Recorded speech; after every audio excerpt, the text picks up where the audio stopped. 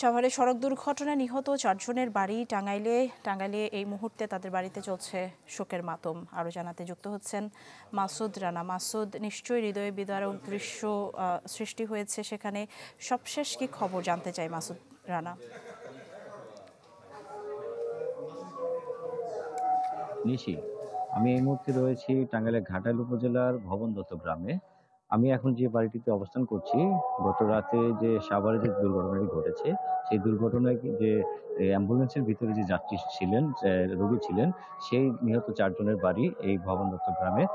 এই মুহূর্তে ঠিক দেখতে পাচ্ছেন যে এখানে এই যে ভবন দত্ত সরকারি প্রাথমিক বিদ্যালয়ের সাবেক যে প্রধান শিক্ষক যিনি নিহত হয়েছেন, এবং তার স্ত্রী এবং তার বড় সন্তান, সেই সাথে এই শিক্ষকের যে জেঠাস রয়েছেন, তারা 4 জন যে নিহত, তাদের এই নিহতদের দেখার জন্য, তার এই পরিবারকে, শোক সন্তপ্ত পরিবারকে সান্ত্বনা দেওয়ার জন্য এখানে এই এলাকাবাসী সহ রাজনৈতিক ব্যক্তিত্ব এবং বিভিন্ন সুধীজনরা এবং আত্মীয় স্বজনরা কিন্তু দুপুরের পর থেকে এখানে এই বাড়িতে আসছেন, এবং তাদের এই শোক সন্তপ্ত পরিবারের যারা সদস্য রয়েছেন, এই যে শিক্ষক যিনি নিহত হয়েছেন, তার একটি মাত্র ছোট ছেলে রয়েছে, তাকে সান্ত্বনা দেওয়ার জন্য এবং তার পাশে দাঁড়ানোর জন্য এখানে এসেছেন।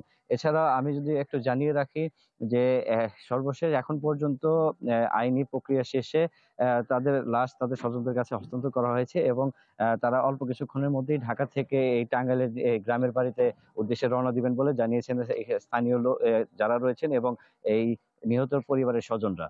এবং এই রাতের মধ্যেই তারা এই এই মরদেহগুলো এখানে আসার পরে এখানে যারা স্বজন রয়েছে, তারা এই স্থানীয় যে কবরস্থান রয়েছে, সেই কবরস্থানে তারা দাফন করবেন বলে এখন পর্যন্ত জানতে পেরেছি। নিশি, অনেক ধন্যবাদ মাসুদ রানা আপনাকে। দর্শক দেখছিলেন সাভার থেকে আমাদের সবশেষ খবর জানাচ্ছিলেন মাসুদ রানা।